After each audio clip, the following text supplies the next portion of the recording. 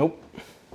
Since I can't get out and play today, I thought I'd just talk about how discs fly and what determines the flight of a disc. Here I've got, for example, 2 destroyers. These are gonna be flying differently depending on one, who's throwing it and how it's thrown, but also discs fly differently even if they have the same name on them. So fair warning, we are gonna get pretty nerdy in this video, so I just buckle up and let's get into it. So first off, in this video, we're gonna be talking about 6 different things that factor into how a disc flies. And the first 3 are gonna be having to do with you, because if someone hasn't told you already, it's not the disc, it's you. I'm sorry I had to be the one to tell you, but that's true.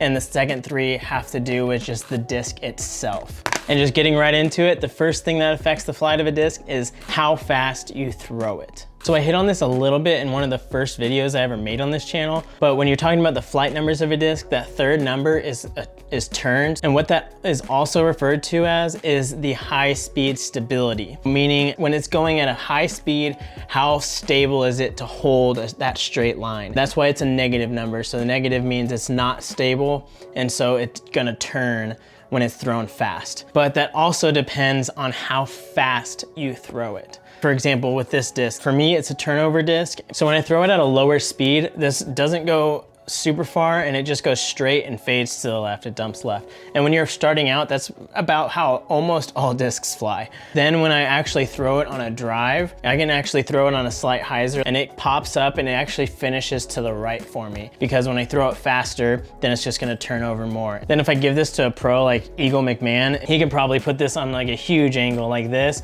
and it's still just gonna pop up and turn over, and it's gonna turn even more so than if he throws it than if I throw it. And that's a big reason why it's not actually a great idea to be throwing exactly what the pros throw, because when the pros throw it, it flies completely different than if you, being an amateur, throw it.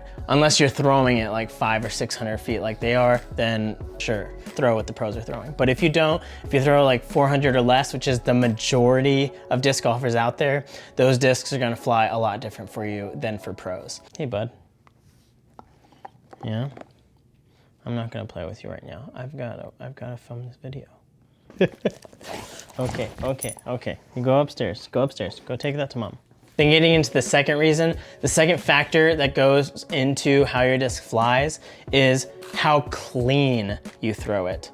So throwing the disc clean is also called just off-axis torque is what it's kind of referred to as. And what that means is, so if I have this disc here and I spin it on my finger, you notice that it wobbles a little bit. That wobbles a little bit less, but if I spin this on the perfect axis, but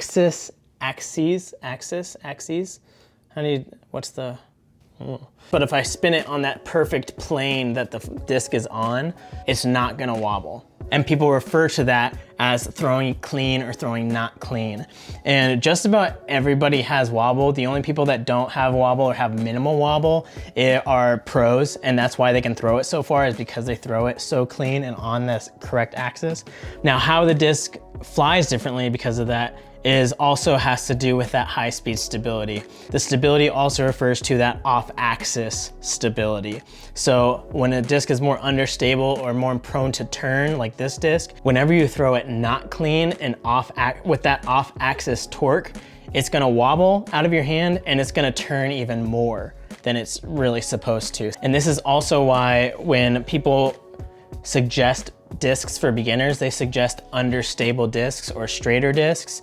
Like this disc in this condition would be a great beginner disc because it's basically doesn't mask your flaws. If you go out and you throw something like a Firebird or a Felon, something that's really overstable, that off-axis torque that you do with that wobbles, it's gonna stable out faster and fly true to its flight because of how overstable it is. It's gonna cover those mistakes. And when you're a beginner, you don't really want to cover those mistakes because you want to learn how to throw it clean and proper every time.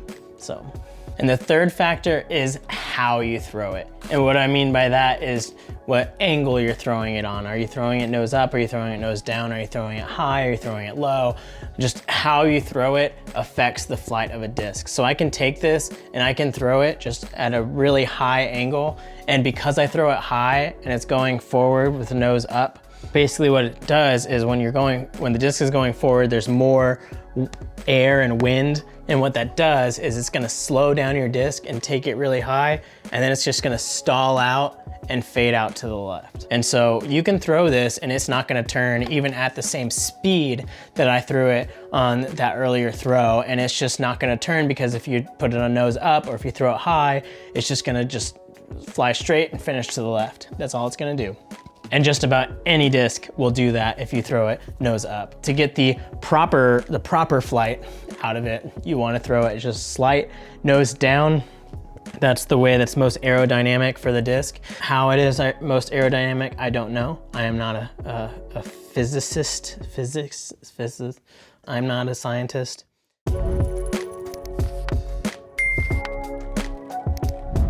So now we're gonna be talking about just the discs in general, and we're gonna get pretty nerdy. If you already thought the previous stuff was nerdy, we're gonna get even nerdier. But the most basic part that we're gonna be talking about is that fourth factor, which is what plastic the disc is made out of.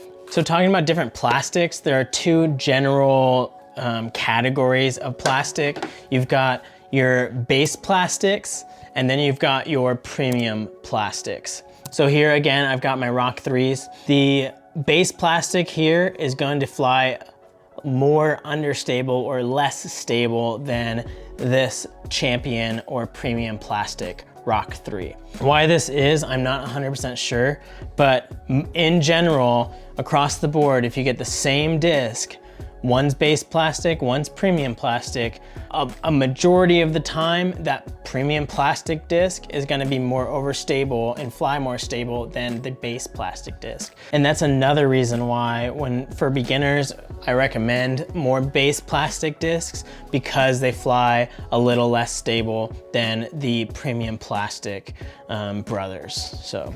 The other thing that has to do with plastics, every plastic kind of flies a little bit different, even between premiums. So for example, with Innova's line, the Champion line discs are generally more overstable or more stable than the Star plastic discs. And then again, in general, the Glow versions of the disc, so like this is a Glow Firebird, this Glow Firebird flies more overstable than most Champion, just standard Champion Firebirds. Next thing with the discs that matter is the age of the discs. So back to the Rock 3s. So these are both Pro Rock 3. So this one's a Mic Pro Rock 3. They're the same thing. This one, brand new out of the box. And so this one, for me, it just flies dead straight and then it gives me a slight fade at the end. And this one is pretty old. You can see it's got a lot of nicks and gashes on the rim.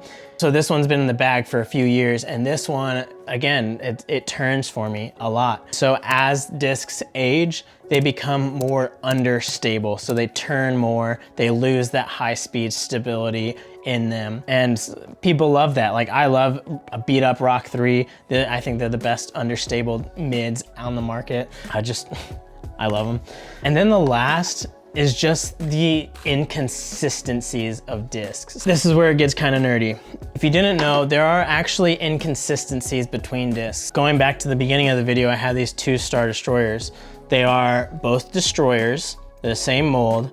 They are both Star, so they're the same plastics, and they're both about the same age and the same use. So they're about the same condition. From all those things before, if you throw two exact same throws, they should fly the same, right? Wrong.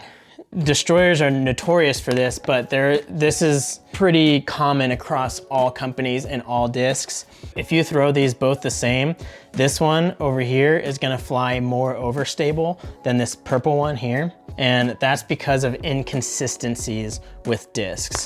I don't know exactly how discs are made. I don't work in the factory that they make them in, but I do know that just a lot of different factors vary into how the discs come out.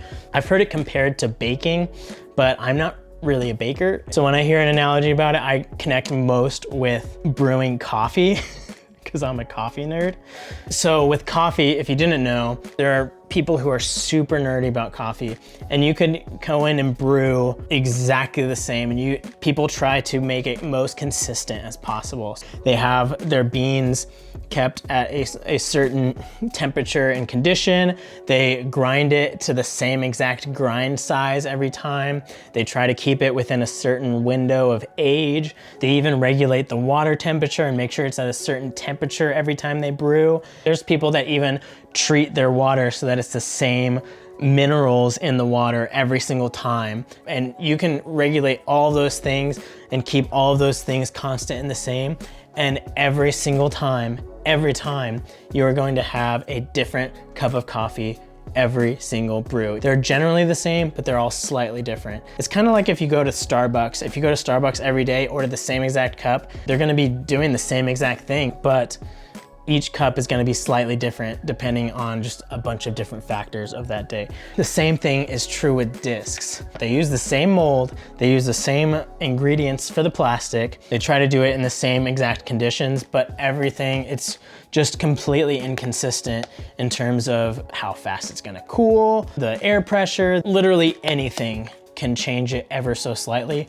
And so you see that in different runs. If you look at these, this orange one is a lot flatter, you can see, than this purple one. This purple one's got a pretty good dome on it. I even have another one, and this one you can see is completely different than those two. So if you take these out and you go throw them, this purple one's gonna be your most understable, and it's gonna be turning over for you a little bit, depending on how fast you throw it, if you throw it in the proper nose angle, all of that. This orange one's gonna be a little bit more overstable than that purple one. And then this yellow one is honestly flies like a flat top Firebird for me. This thing I can throw in straight into as hard as I can, flat into like a 50-mile-per-hour headwind, and it's still gonna go straight and finish left. It's really hard to tell which discs and how they fly compared to one another based on just looking at the dome of it. If you throw them a lot, so like destroyers I've thrown a lot, or wraiths I've thrown a lot, I can look at the dome and kind of tell you generally how it's gonna fly. But the thing that most people go by is the parting line height. From the top mold to the bottom mold, you'll see a little line on this rim, and that's the parting line. Now, if you set these on a flat surface and you look at that rim and the parting line, whichever one is higher, and I mean like slightly, it could be like 1/2 millimeter higher. Whichever parting line is higher, is the higher parting line, that one is gonna be more overstable. Now, the most recent example of this are these graces. This purple one is more flat, and this gray one has a nice little pop top on it. Looking at them in the store, I can look at them and be like, okay, this grace is probably gonna be more understable because it's like flat and not really pop toppy at all. And this gray one, it has a little pop top to it, so it's probably gonna be more overstable. And this is just from experience. But if you put it on a table and look at the parting line height, that one, you don't really need experience to know how they fly. And even Latitude 64 is known for being the most consistent in terms of making their discs and plastics, but these are still, they suffer from the same thing. Every company has it. They're all just inconsistent because it's just impossible to control all the different variables that go into making a disc. But if you wanted to see more of the Grace, we actually made a video about it here, comparing it to the Wraith, or you can just go check out another one of our videos. Thank you so much for watching, and we'll see you in the next one.